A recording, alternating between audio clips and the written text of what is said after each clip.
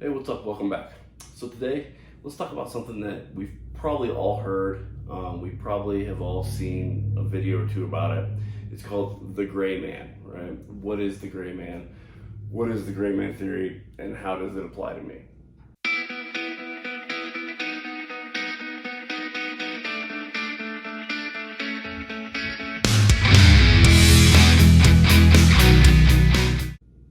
Okay, so the gray man, as far as we know, was coined during the Cold War, right? Um, we had spies, Russians had spies, Germans had, everybody had damn spies, right? And the gray man was just a term that was coined meaning to blend in.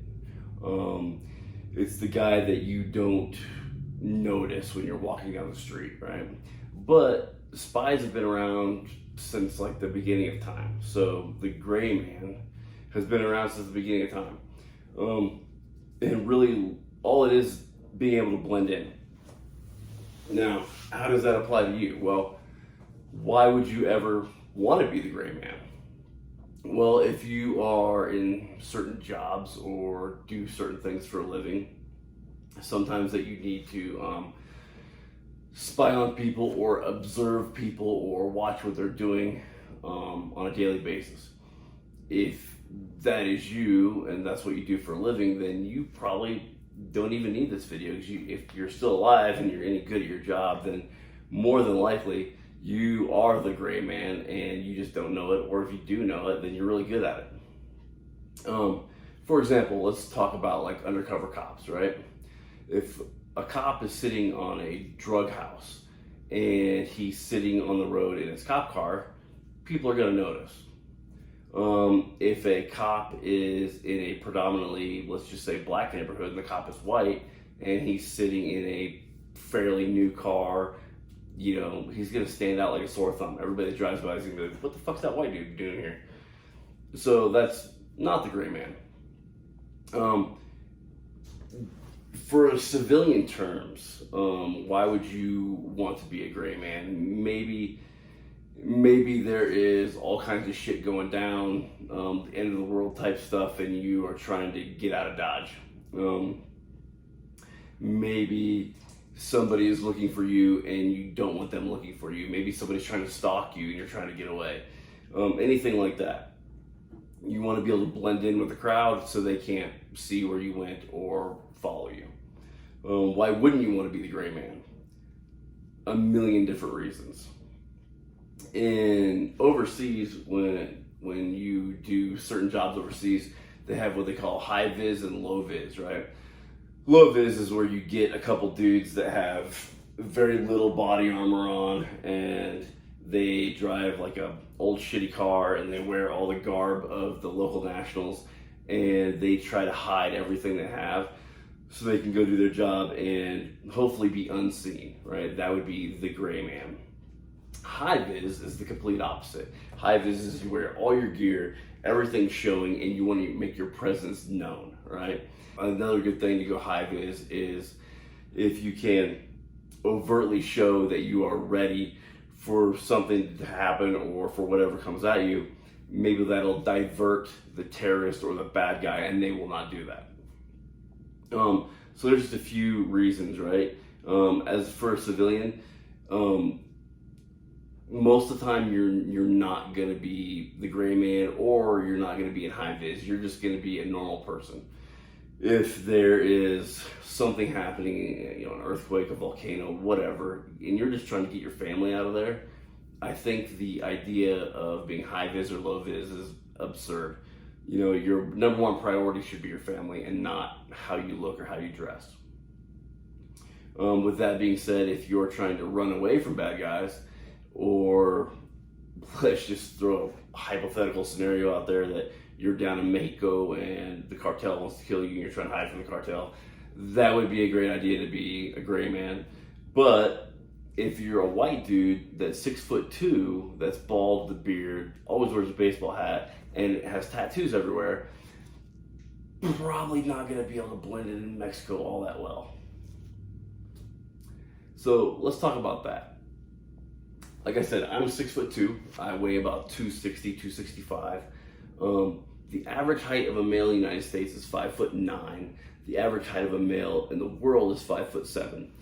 So right there, unless you cut me off at the knees, I'm at a disadvantage. Also, I am white, as you can tell. I have tattoos everywhere, right? That's another disadvantage. One of the old things they used to do, like if you ever watch like documentaries on the spies during the Cold War, is if they ever had a guy that was a little bit taller, he would get into a crowd and he would duck down and walk, like kind of duck down. And that would just make it so his head was below the average head height. So if you were looking, scanning the crowd, you wouldn't see him. Me, I would have to walk on my knees, and I don't want to do that. The way I'm built, the way I am, low vis is not going to happen all that often, right? But in the opposite of that, the way I'm built, the way I am, the tattoos, the everything, that's good for high vis, right? That's good for like, hey, there's a big ass white dude over there. Let's probably not go in that direction. And you know, my former life, my former jobs, I was pretty normal. There was a whole bunch of giant white dudes with tattoos everywhere, you know, with body armor and all that stuff. So I wasn't abnormal by any means. So another thing you need to look at, if you do want to be the gray man, where are you at? What country are you in? What's the weather? What's the season? What are local nationals wearing? There is 1,001 things that go into this, right? For example, this is a really good example. In America, there are a lot of people that wear baseball hats, right? There are a lot. And depending on what the era is, this, with my bill and the way I wear it, is considered a dad hat. This is this is worn mainly by older people like myself or younger rednecks, right? So this, if somebody is observant, they look at this and they say, oh, I bet that dude's pro gun. I bet that dude's pro this and pro that. It's not always true, but more than likely it is. Many other countries, they do not wear baseball hats. Many countries, they don't wear hats at all. So it's really funny when I watch other people on YouTube and stuff that have absolutely no idea what they're talking about, and the first thing they do is put on a hat, put on glasses, and then put their collar up like this. You could tell that dude from a mile away because nobody else is wearing a hat. In many countries, nobody else is wearing sunglasses, especially like Ray-Bans or Oakleys. Those dudes that tell you that obviously have never done any low-vis activities in their life, and they probably never will. But they got a lot of followers and they're, you know, active on social media, so therefore everybody believes them because people are stupid. You know, another thing, if you are in an area that is predominantly like very skinny individuals and maybe you're a larger individual, then you're gonna stick out. Women, if you go over to the Middle East, all women are wearing, you know, garbs and everything.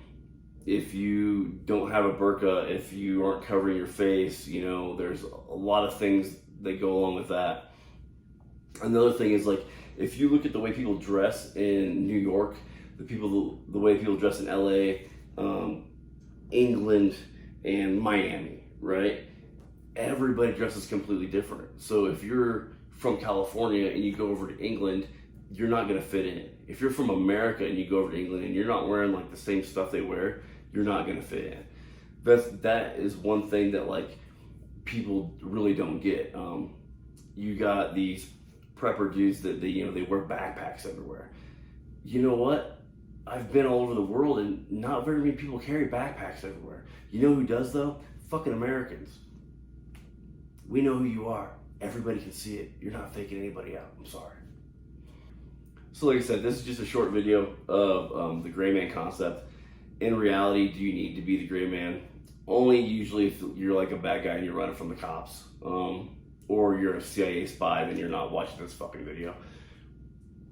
But the concept of the gray man is always going to be around because people don't know what they want to, you know, the concept of gray man is always going to be around. It's a cool thing to talk about and people are interested in it. The people that were experts at this, or the people that are experts at this, are at a very high level in either the CIA or the military. Those dudes that are in like CAG and DevGru, those dudes are more knowledgeable than I ever will be on this subject. Dudes in the CIA that do this shit for a living, that spy on people for a living, or that go to other countries all by their lonesome and do bad things to bad people all the time, those dudes know way more about this than I do. And I would, seek those guys out, right? There's a lot of former, action guys that have YouTube channels that are putting out information nowadays. I would definitely seek those dudes out, like people like Pat McNamara or the Sheriff of Baghdad. I mean, those are just two guys out of many that were former Delta Force guys and that are giving a lot of information out for free.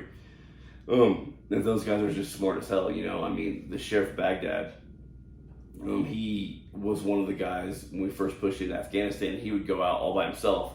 And I think he's like 6'3" or 6'4", and he wore all the garb. And he would say things like, yeah, I pretended like I was mentally retarded.